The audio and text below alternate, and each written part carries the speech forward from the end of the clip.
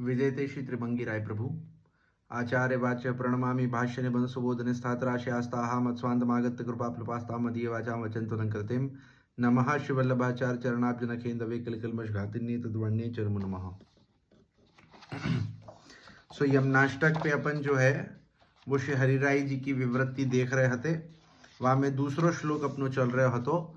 वहाँ में अपन ने कलिंदगिरी मस्तके पतदमंद पूर्वज्वला विलास गमनोल्लसत प्रकट गंड शैल उन्नता सघोष गति दंतुरा यहाँ ताई देखियो हतो।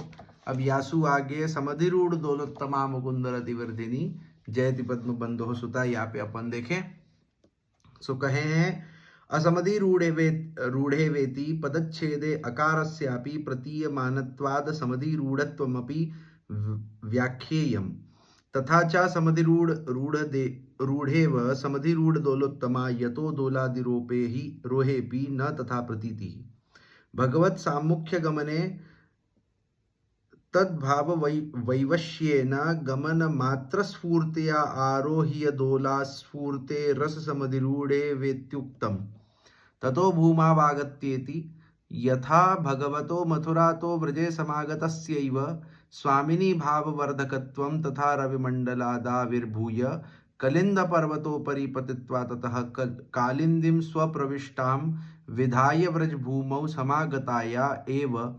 लीलासृष्टिस्थेष्वेव मुकुन्दरतिवर्धिनीत्वमित्यर्थः। अब गति शोभया समधिरूढ़ेव इत्यादि शब्दों की व्याख्या कर रहे हैं। इसका जब पदच्छेद करेंगे तब गति शोभया असमधिरूढ़ेव यों भी होगा, अतः हम असमधिरूढ़ की व्याख्या कर रहे हैं। सो मूल श्लोक में जो कयो है कि समधिरूढ़ दोलोत्तमा, सो वहाँ में जो है वो असमधिरूढ़ की व्याख्या सबसे पहले कर रहे हैं।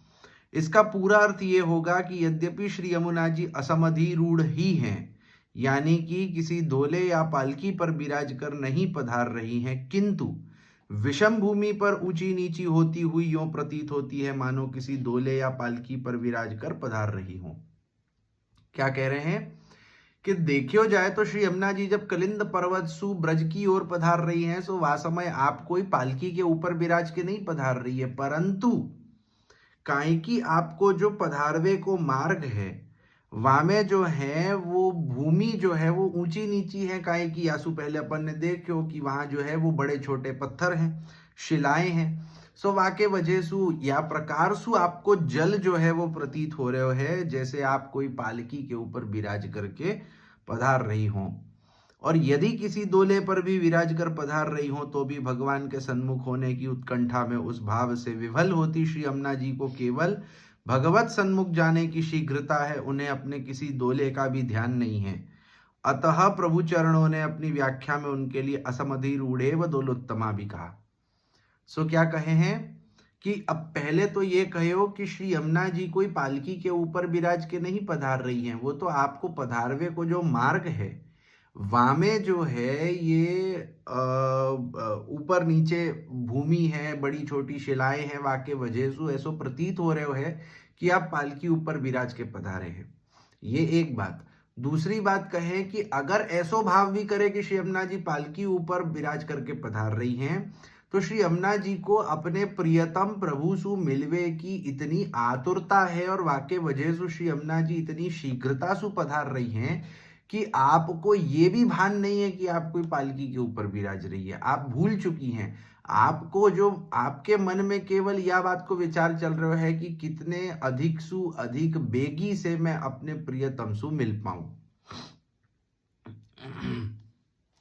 अब हम ततो भूमा वागत्य जाता, वहां से वे भूतल पर पधारी और मुकुंद में रति बढ़ाने वाली मुकुंद रति वर्धिनी बनी इत्यादि शब्दों की व्याख्या कर रहे हैं।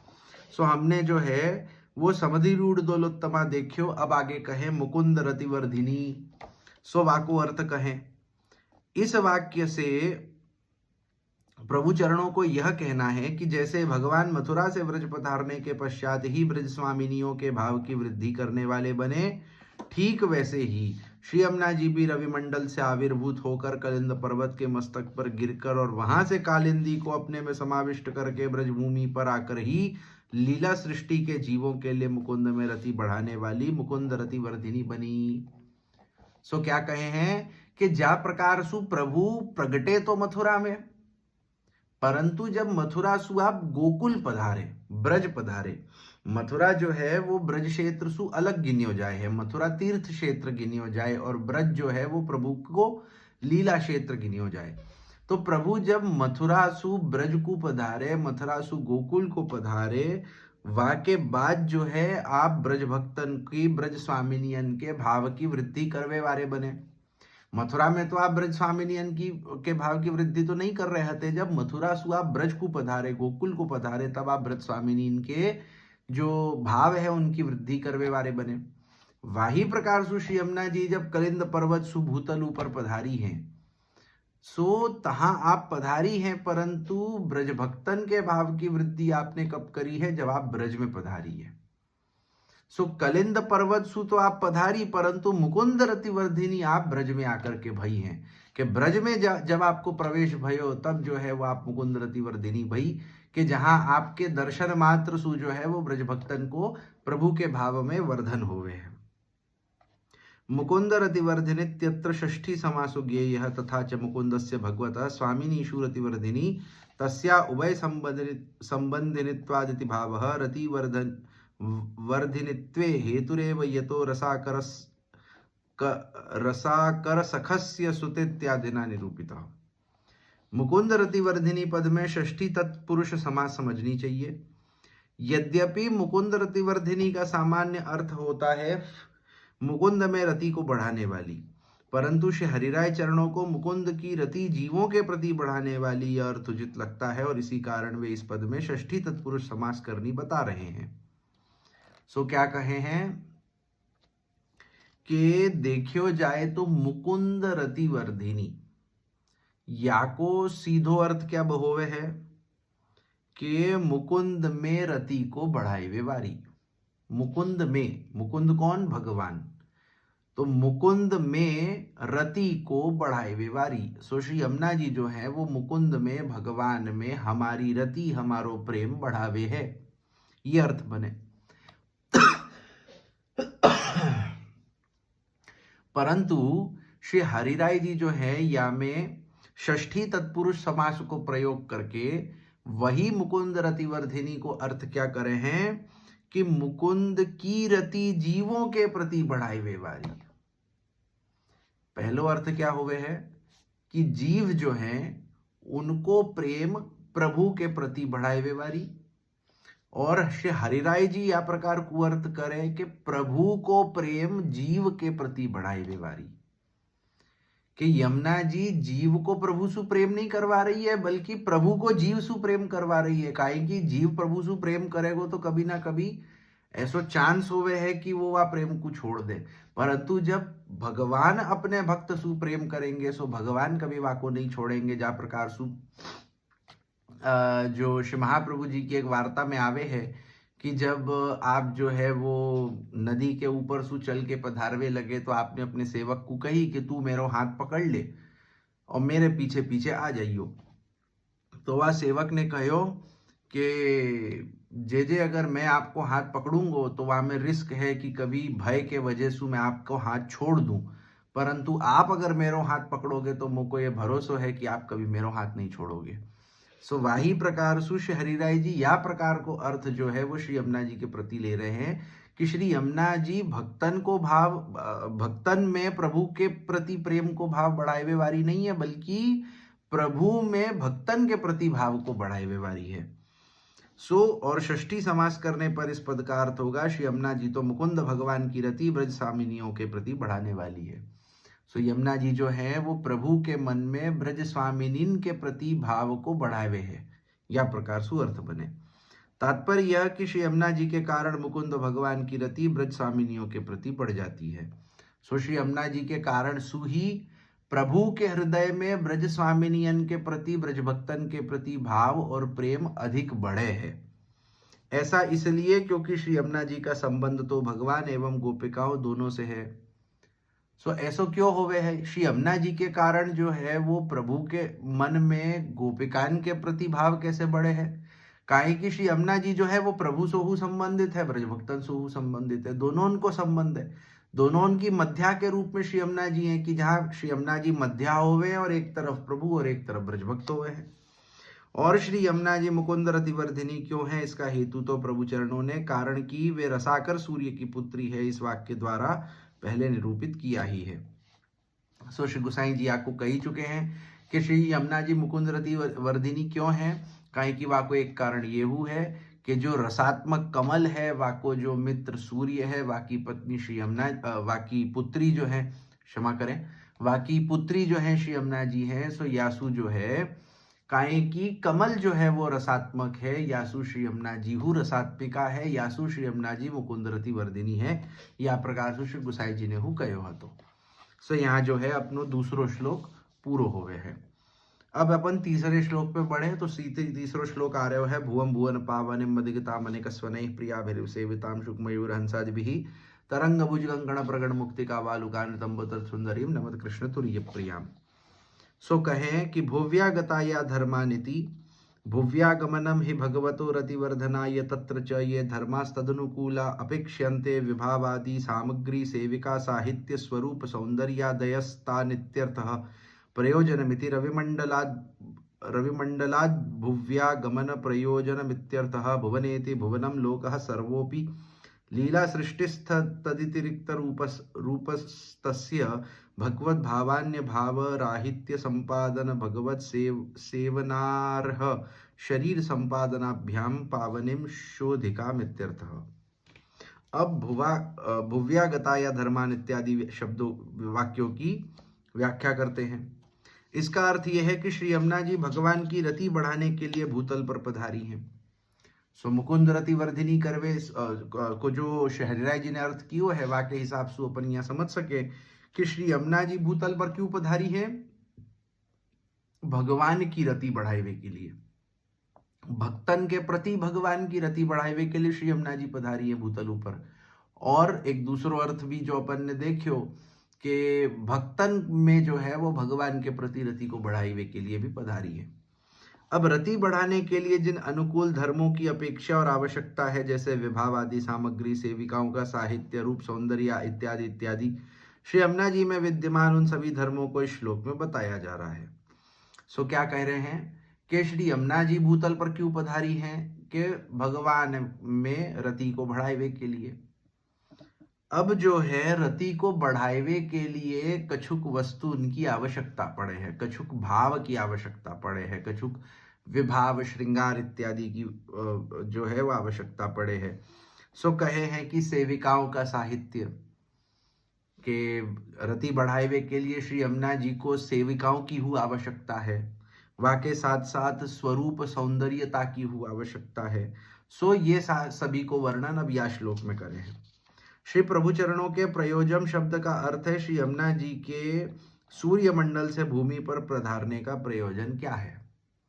श्री यमुना जी सूर्य मंडल सु भूतल ऊपर क्यों पधारी हैं, वाको प्रयोजन क्या है। सो कहे हैं भुवन का अर्थ है लोक, यानी कि भुवन या लोक का अर्थ है प्रभु की लीला सृष्टि के जीव एवं उनसे अतिरिक्त अन्य सभी एवं आधुनिक जीव भी, इन सभी जीवों का अर्थ है भुवन या लोक। ऐसे लोक को यानी कि इन समस्त जीवों को भगवत भाव से भिन्न अन्य सभी भावों से रहित करके भगवत सेवा के योग्य देह का दान करके उसे पावन करने वाली अर्थात लोक को शुद्ध बनाने वाली श्री यमुना जी हैं। इस अर्थ में आचार्य चरणों ने उन्हें भुवन पावनी कहा है, ये अर्थ है।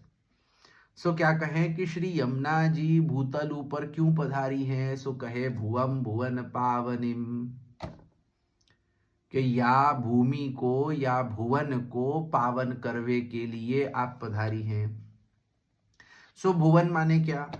सो भुवन माने कहे हैं कि जितने हु जीव, क्या कहें कि जितने हु जीव हैं, जो लीला सृष्टि के जीव हैं, लीला सृष्टि के अतिरिक्त जो जीव हैं, जो आधुनिक जीव है, आज के समय के जीव हैं, इन सबन को पावन करवे के लिए, पावन करनो माने क्या कि इन सबन को भगवत भाव के अतिरिक्त अन्य सभी भावन सुरहित करके, कि और कोई भाव नहीं रखनो, केवल भगवत भाव, केवल भगवान को भाव होनो, वो भगवत भाव देनो, अन्य भावन सुरहित कर देनो। सो या प्रकार सु भगवत सेवा के लिए, लीला सृष्टि में भगवत सेवा के लिए, अलौकिक रूप सु भगवत सेवा के लिए जो योग्य देह, जो तनु नवत्व, जो अलौकिक देह की आवश्यकता है, वाको प्रदान करके उनको अलौकिक फल देनो, अलौकिक भगवत सेवा में उनको अधिकार देनो, उनको जो है वह भगवत भाव में लगानो, उनको जो है वो अलौकिक सर्वात्म भाव इत्यादि को सिद्ध करनो, या प्रकार सु उन जीवन को पावन करनो। सो भुवम, जो भुवन पावन कहो, भुवम भुवन पावनिम, तो भुवन पावन माने कि भूमि को, लोक को पावन करने के लिए आप पधारी हैं। सो लोक माने क्या कि या भूतल ऊपर जितने भी जीव रहे हैं, जो या तो भगवत लीला सृष्टि के जीव हैं, या तो उनसे अतिरिक्त कोई लौकिक जीव हैं, या तो जो कोई भी प्रकार के जीव हैं, आज के आधुनिक जीव हैं कि अलौकिक हैं, लौकिक हैं, आसुरी है, दैवी हैं, जो भी जीव हैं, इन सबन को पावन करवे के लिए श्री यमुना जी पधारी हैं। सो पावन करनो माने क्या प्रकार सु पावन करनो, कि उनको भगवत भाव सु अतिरिक्त सभी भावन सो रहित कर देनो, और उनको अलौकिक भगवत सेवा के अर्थ अलौकिक तनुनवत्व प्रदान करनो, या प्रकार सु श्री यमुना जी पावन करे हैं। यही लिए आपको भुवम भुवन पावनिम, या प्रकार सु आपको कहो है। आगे कहें शुद्धिरत्र पुष्टि मार्गी वाच्या साच पूर्वोक्त रूपैवेति तथेति भावः भगवती स्नेहातिशय इति तरंग भुजित्यादि विशेषेणा प्राकृताखिलाकल्प भूषित्व बोधकेन यत् तथा विदे भगवती सजातीयतया स्नेहातिशयो द्योतित इत्यर्थः। अप्राकृता नाम प्राकृते वस्तुनि प्रीति भरसंभवस्योचितत्वादिति भावः। क्या कहें, ये शुद्धि भी फिर पुष्टि मार्गीय शुद्धि ही समझनी चाहिए, न कि पदार्थ शुद्धि वाली शुद्धि। क्या कहें कि श्री यमुना जी जो पावन कर रही हैं, सो पावन करनो माने कि वो कोई ना कोई प्रकार की शुद्धि देवे हैं। कहीं कि बिना शुद्धि के जो कहे हो ना कि भगवत सेवा लायक तनुनवत्व देनो, तो तनुनवत्व देनो माने कि शुद्धि है ना, कि हमारो ये जो लौकिक देह है जो अशुद्ध है, जो लौकिक कार्यों में लगे हैं, सो वाको शुद्ध करके एक अलौकिक सेवोपयोगी देह देनो। सो कह रहे हैं कि ये जो शुद्धि है ना, वाको पुष्टि मार्गीय शुद्धि समझनी, वाको ऐसे पदार्थ शुद्धि नहीं। पदार्थ शुद्धि माने क्या कि जा प्रकार सु अपन शाक भाजी है, फल होवे है, वाको अपन जल सुखासा कर ले तो वाकी शुद्धि है जाए। वही प्रकार से कोई भी वस्त्र आदि को अपन धो ले तो वाकी शुद्धि है जाए। अपनो जो घर होवे, भूमि होवे, वाको अपन जो है वो बुहारी कर ले, वहाँ पे अपन पोतना कर ले तो वो शुद्ध हो जाए। सो यह प्रकार सु पदार्थ शुद्धि वाली शुद्धि नहीं है, ये पुष्टि मार्गीय शुद्धि है। और ये शुद्धि भी ऊपर कही जीवों को भगवत भाव से भिन्न अन्य सभी भावों से रहित करके भगवत सेवा के योग्य देह का दान करके उसे पावन करने वाली शुद्धि ही है। अतः आचार्य चरणों ने उन्हें भुवन पावनी कहा है। सो क्या कहे कि ये शुद्धि क्या प्रकार की है कि जैसे अपने हृदय में, अपने अंतःकरण में, अपने मन में भगवान के भावसु, भगवत भावसु अतिरिक्त कई प्रकार के भाव होवे। अपने लौकिक परिवार के प्रति प्रेम को भाव होवे है, एक धन संपत्ति के प्रति लोभ को भाव होवे है, काम को भाव होवे है, क्रोध को भाव होवे है, कई प्रकार के भाव होवे। तो इन सभी भावन सु रहित करके केवल भगवत भाव में स्थापित करवे वाली, केवल भगवत भाव में स्थापित करनो और अलौकिक भगवत सेवा के लिए अलौकिक देह को देनो, वो जो शुद्धि है।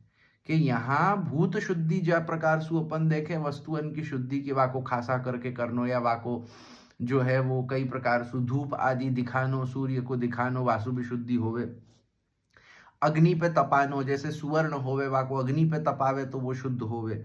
सो यह प्रकार सु भूत शुद्धि नहीं है, ये अंतःकरण, ये मन की शुद्धि कहे हैं। कि जा प्रकार सु हमारे मन में अंतःकरण में भगवत भाव अतिरिक्त अनेक भाव जो हैं वो स्थित होवे हैं, तो उन अनेक भावन को दूर करके हमारे मन को शुद्ध करके केवल भगवत भाव में स्थापित करनो। और हमारो जो देह है, सो ये जो लौकिक देह है वह लौकिक देह को शुद्ध करके एक अलौकिक देह को संपादन करनो, जासु हम अलौकिक भगवत सेवा कर सके। सो या प्रकार की शुद्धि श्री यमुना जी करे हैं, यासु आपको भुवन पावनी कहो है। अब भगवती स्नेहातिशय, आप श्री ने श्री यमुना जी को कृष्ण तुरीय प्रिया कहा है, जिससे ज्ञात होता है कि भगवान से श्री यमुना जी को अतिशय स्नेह है। इस वाक्य की व्याख्या करते हैं। सो श्री महाप्रभु जी ने जो है वो या प्रकार सु कहो है कि या में कृष्ण तुरीय प्रिया कहो है। सो कहे हैं कि कृष्ण तुरीय प्रिया क्यों कहो है। तो कृष्ण तुरीय प्रिया सु अपने को समझ आवे है कि श्री यमुना जी जो है वो भगवान की अतिशय प्रिया हैं। भगवान श्री यमुना जी सु खूब स्नेह करे हैं, ये अपने को देखने में आवे हैं। श्री प्रभुचरण इससे यह कहना चाह रहे हैं कि श्री यमुना जी को तरंग भुज इत्यादि विशेषणों द्वारा समस्त अप्राकृत अलौकिक आभूषणों से युक्त बताया गया है और स्वयं भगवान भी अप्राकृत अलौकिक हैं, अतः सजातीय होने के कारण अलौकिक श्री यमुना जी को अलौकिक भगवान में अतिशय स्नेह है, यह बता रहे हैं। सो क्या कहें कि तरंग भुज कंकण इत्यादि जो कहो है कि तरंग भुज कंकण प्रकट गंड शैलोन्नता इत्यादि जो कहो है, सो क्षमा करनो, तरंग भुज कंकण प्रकट मुक्तिका वालुका नितंबतर सुंदरीम ये कहो है और प्रिया फिर सेविताम शुक मयूर हंस आदि भी ये कहो है। सो यहाँ ये जो श्री यमुना जी को अपराकृत अलौकिक आभूषण बताया कि तरंग भुज कंकण माने हमने श्री गोसाई जी की टीका में देखे है कि आपके जो तरंग है, आपकी जो जल तरंग है वो या प्रकार सु दिखेगी, जो है वो आपके भुजाएं हैं और कंकण हैं और वहाँ में जो आपके उन्नत तट है वो आपके उन्नत नितंब समान लगे हैं। वहाँ में जो बालुका चमक रही है वो ऐसा लगे कि आपने तरंग रूपी भुजान में जो है वो मुक्ता रूपी कंकण धारण कर रखे हैं। सो या प्रकार सु जो अप्राकृत अलौकिक श्रृंगार को जो वर्णन कियो है, सो जा प्रकार सु श्री यमुना जी या प्रकार सु एक अपराकृत अलौकिक जो श्रृंगार सुशोभित है, वाही प्रकार सु प्रभु हु, वाही प्रकार सु भगवान हु, अप्राकृत अलौकिक स्वरूप है, अप्राकृत अलौकिक आभूषण सुसज्जित भगवान हु है। सो यासु जो है वो भगवान और श्री यमुना जी दोनों सजातीय हो जावे, दोनों में एक बराबर की समानता हो जावे कि भगवान हुआ प्राकृत अलौकिक है, श्री यमुना जी हुआ प्राकृत अलौकिक है। भगवान हुआ प्राकृत अलौकिक श्रृंगारन सु आभूषणन सु सुसज्जित है, श्री यमुना जी हुआ प्राकृत अलौकिक आभूषणन सु सुसज्जित है। सो या प्रकार सु कहें कि दोनों की एक समानता होवे है, यासु भगवान को श्री यमुना जी के प्रति प्रेम है, स्नेह है, काहे कि भगवान के जैसी हैं श्री यमुना जी। सो या बात ठीक भी है, क्योंकि एक अपराकृत को दूसरी अपराकृत वस्तुओं में विशेष अधिक प्रीति होनी तो उचित ही है। सो जा प्रकार सु हमको हमारे जैसो कोई होवे सो वा के प्रति स्नेह होवे है कि भाई हम जा प्रकार के होवे और हमारे जैसो ही धर्म वालो, हमारे जैसो ही भाव वालो कोई होएगो, चाहे हमारो मित्र होए कि चाहे हमारो कोई परिवार को सदस्य होए कि हमारो कोई जो है वो प्रेमी होए, सो उनसु हम प्रेम करें, उनसे एक स्नेह करें हैं का क्यों, काहे कि हम दोनों के बीच में जो है एक भाव की समानता है। वही प्रकार सु कहे कि प्रभु और श्री यमुना जी के जो मध्य भाव की समानता है, या कारण सु जो है वो भगवान और श्री यमुना जी के जो है वो एक अलौकिक स्नेह को संबंध है, एक अलौकिक प्रेम को संबंध है। नमत कृष्ण तुर्य प्रियामिति मूले तत्रायमाशयः अत्र स्तोत्रे विविध लीलोपयोगिनी श्री यमुना प्रस्तूयते, तत्र च कृष्णतुर्य प्रियात्वमनुपपन्नं तस्य धर्मस्य कालिंदी निष्ठत्वाद इयं च ततो भिन्ना वसामि यमुना जलिति वाक्यात्। अब हम मूल ग्रंथ में आए नमत कृष्ण तुर्य प्रियाम इत्यादि शब्दों की व्याख्या कर रहे हैं। अध्येता ध्यान दे कि यहाँ पूर्व पक्ष आरंभ होता है, चूंकि पूर्व पक्ष अधिक लंबा है और समझने में भ्रांति हो सकती है, अतः जिस स्थल पर पूर्ण होगा एवं उत्तर पक्ष आरंभ होगा उस स्थल से पुनः सूचित किया जाएगा। सो यहाँ जो है एक जो शास्त्रार्थ की पद्धति होवे है कि जहाँ एक पूर्व पक्ष रखे हो जाए है, जो शंका उठाई जाए है कि या प्रकार की शंका है, या प्रकार को पूर्व पक्ष है, और वाक्य उत्तर में जो है वो समाधान के रूप में उत्तर पक्ष दियो जाए है, या प्रकार की पद्धति सु अब आगे को वर्णन होएगो। सो काहे कि ये थोड़ो विस्तार पूर्वक होएगो, यासु अपन याको आज न लेकर के याकू जो है आगे अगले इसमें कल सु जो है याको प्रारंभ करके फिर आगे याको देखेंगे। सो यहीं पे रखें। श्री वल्लभाधीश की जय।